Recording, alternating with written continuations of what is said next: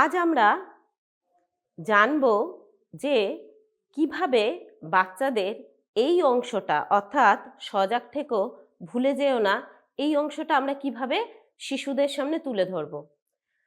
আমরা যখন বাইরে বের হই, বাড়ি থেকে বের হই, তখন আমাদের নানা রকম বিপদ হতে পারে। আমরা সবসময় কি সে সম্পর্কে সজাগ থাকি?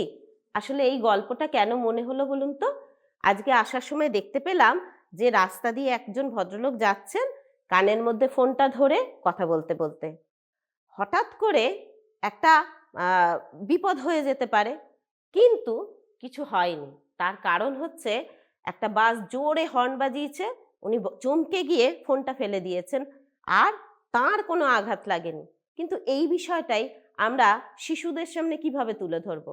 তাহলে তাদেরকে তাদের মতো করে বলতে হবে যে তোমরা যে এই যে স্কুলে আসছো, সেই সময় তোমরা কি কি সাবধানতা অবলম্বন করো।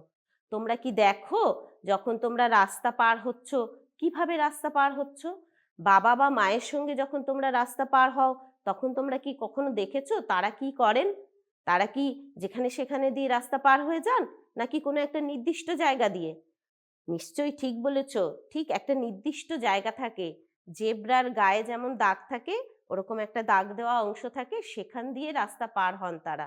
আর কি করেন তারা? তারা তোমাদেরকে নিয়ে যখন রাস্তা পার হন, তখন তোমাদের দেখবে ডান দিকে একবার দেখেন, বাঁ দিকে একবার দেখেন, আবার ডান দিকে দেখেন, তারপরে রাস্তা পার হন। তার আগে কিন্তু রাস্তা পার হন না। আবার অনেক সময় কি হয়, দেখা যায় সামনে একটা সবুজ একটা মানুষের ছবি দেওয়া একটা আলো থাকে, সেটা দেখলেও রাস্তা পার হওয়া যায়। কিন্তু কখনো যেন লাল আলো থাকবে যখন, তখন রাস্তা পার হতে যেও না। আর কি কি তোমরা সাবধানতা অবলম্বন করতে পারো, করতে পারবে কি কি সেটা বলি এবার। তোমরা ফুটপাত ধরে হাঁটবে সব সময়। আর কি করবে? রাস্তা দিয়ে যদি চলতেই হয়, কোথাও কোথাও তো ফুটপাত থাকে না, তখন আমরা বাঁ দিক ঘেঁষে চলবো। গাড়ি যেদিকে যাচ্ছে তার বাঁ দিক ঘেঁষে চলবো। আর কি করব?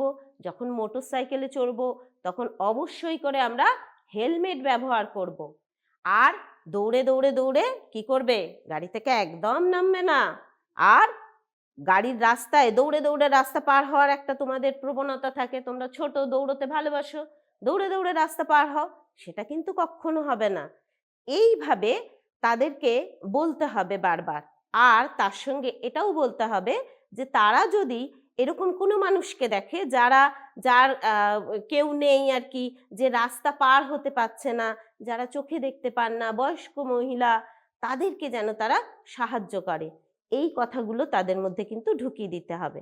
আমি এইভাবে বলে খুব উপকার পেয়েছি। আপনারাও একটু চেষ্টা করে দেখুন, দেখবেন আপনারাও উপকার পাবেন।